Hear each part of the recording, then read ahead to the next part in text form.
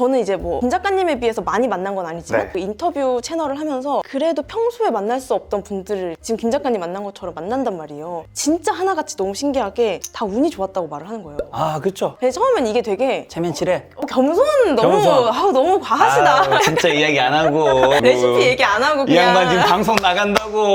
이게 자꾸 반복되니까 저도 너무 궁금한 거예요. 왜 자꾸 다 운이라 그러지? 실제로 저도 똑같이 성공한 분들 한 1000명 정도 인터뷰하다 보니까 처음에 수십 명이 똑같이 그런 운이 좋았다는 말을 하더라고요. 그러니까 저도 똑같은 생각을 했죠. 체면치레, 겸손. 대한민국에서는 그렇게 하지 않으면 욕을 먹으니까 학습된 거구나. 근데 이게 수백 명 반복되니까 이 수백 명이 짜고 칠 수는 없는 거잖아요. 그니까요. 그 이면에 뭐가 있나 생각해 보니까 진짜 운이 좋았어요. 실제로 운이 좋았다. 진짜 운이 좋았어요. 근데 운이 좋았다가 이전에 준비하고 실행하고 그 운을 읽었는 것들은 있죠. 근데 운이 좋았어요. 무슨 말이냐면 그 운이 안 왔으면 내가 성공을 할 수 없거든. 동해 바다에 가면 서핑하는 사람들이 되게 많아요. 그럼 이제 파도가 오죠. 그 파도가 어떻게 보면 운이라고 생각을 한다면 아무리 뛰어난 서퍼도 파도를 만들 수는 없어. 파도가 왔을 때 뛰어난 서퍼가 그 파도를 탈 수 있죠. 서퍼가 준비가 안 돼 있어 파도를 탈 수 있나요? 못 하잖아요. 모래사장에서부터 뭔가 연습을 하잖아요. 그 다음에 파도가 오는 걸 읽어야 되겠죠. 오, 파도가 오고 있다. 이제 준비를 해야 되겠구나. 그리고 딱 근처에 왔을 때 실행을 해서 몸을 올리겠죠. 그러니까 이 준비와 실행과 운을 잃는 이것들이 맞춰졌을 때 그분이 성공할 수 있지만 그 밑바탕에는 운이 좋았다. 그래서 그 운을 인정하는 것이 너무 중요하고 그냥 그 운을 받아들이고 활용할 줄 알아야지 이게 성공하지 못한 분일수록 운을 좀 부정하려고 하더라고요. 저 같은 경우는 예전에 운이 좋았다라고 말을 하면은 그거에 집중했어요. 예를 들어서 파도라고 예를 든다면 몇 날 몇 시에 그런 그 파도가 왔냐. 현상 자체를 계속 집중했던 건데 전보로 다니고 약간 저는 안 봤지만 동쪽으로 가야 됩니까? 서쪽으로 가야 됩니까? 기인은 어디서 옵니까? 근데 그게 중요한 게 아니라는 말씀이죠. 그러니까 이게 맨날 몇 시 이거를 내가 정하고 싶은 거잖아요. 맞아.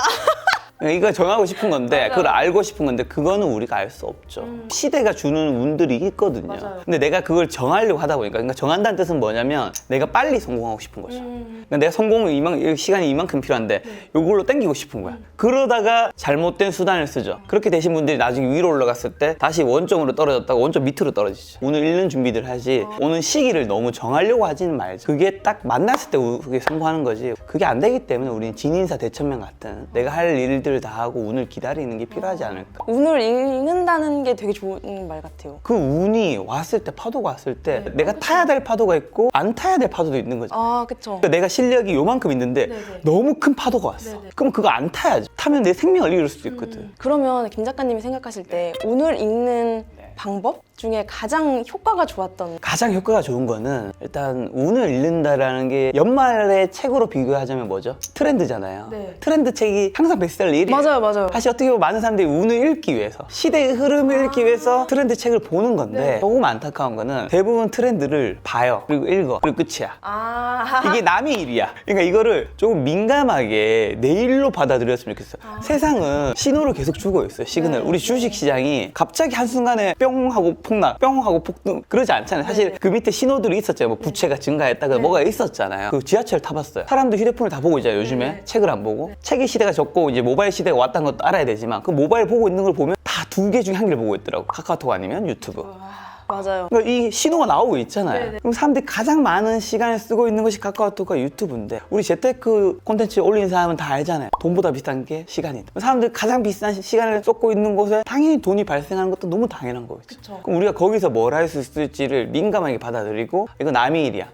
이렇게 하면 사실 데이터를 보는 게 저는 의미가 없다고 생각해요. 처음에 남의 일인데 그거 봐서 뭐해. 내 일로 생각해서 카카오톡이 계속 뜨고 있네. 난 그럼 카카오톡 주식이라도 살까? 내가 유튜브 크리에이터가 아니라도 유튜브 산업이 어쨌든 뜰 텐데 그럼 내가 뭘 할 수 있을까? 얼마나 그 사건과 데이터들을 내 일로 민감하게 받아들이냐가 좀 중요한 것 같아요. 그럼 그 다음으로 중요한 게 혹시 있을까요? 다음으로 중요한 거는 나를 좀 돌아봤으면 좋겠어요. 내가 어디에 목표가 있고 어디에 관심사가 있는지 이 내 목표와 관심사를 가지는 게 저는 너무 중요하다고 생각하는 게 제가 예전에 사실 얼굴에 좀 컴플렉스가 있었어요. 제가 다크서클이 되게 심해요. 저를 처음 만난 분들이 아니면 친한 분들이 어디 피곤하니? 어제 뭐 했어?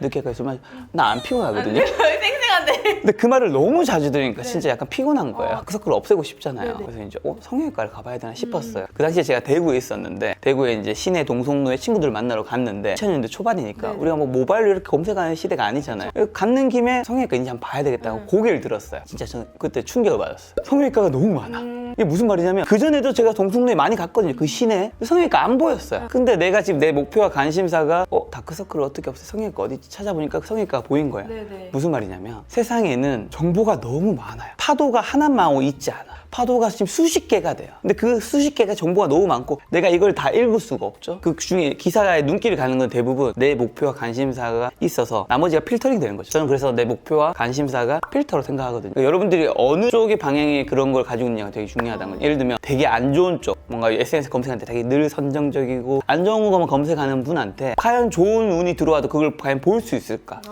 전 못 본다고 생각해요. 긍정적인 쪽에서 뭔가 내 목표와 관심사를 가지고 있으면 그 운이 들어와도 볼 수 있겠죠. 세 번째로 중요한 거 마지막으로. 저는 운은 선택이라 생각하거든요. 어떤 걸 선택하냐에 따라서 미래의 내 모습이 결정되는 것들이 분명히 있거든요. 근데 잘못된 선택을 하는 분들이 꼭 있어요.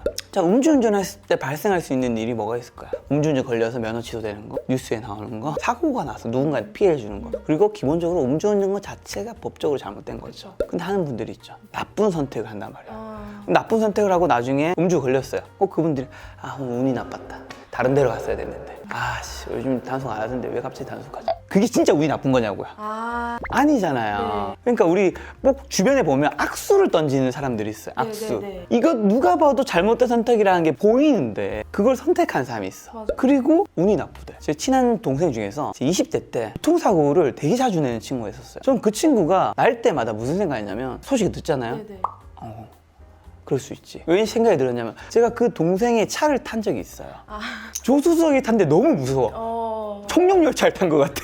그래서 제가 그 동생한테 난 네 차에 이제 못 타겠다. 진짜 운전 습관이 잘못됐다라는 거예요. 네. 그렇게 사고가 많이 나요. 걔가 운이 나쁜 건가 이게? 운전 습관이 안 좋기를 선택한 거네요. 선택한 거잖아 이거는. 그러니까 내가 뭔가 어떤 일들이 굉장히 안 좋은 일들이 반복되는 사람이라면 내가 그 전에 어쨌든 뭔가 선택한 게 있는 거잖아요. 네. 간혹 본인 의지와 관계없이 최악의 운이 들어오는 분 제외하고요. 네. 그러니까 내가 선택을 잘못한 건데 자꾸 이게 왜 운을 탓하냐 이거죠. 저는 많은 분들이 선택을 좀 잘하셨으면 좋겠어요. 선택이란 건 결국 내가 실력이 있어야지 어느 보기가 좋은지를 알 수 있어요. 재테크 콘텐츠잖아요. 우리 네. 주식 산다 판다 선택지 딱 두 개예요. 예를 들면 카카오 산다 판다. 근데 선택지 두 개인데 누군가한테는 사지 말아야 될 그 고점의 타이밍에 사요.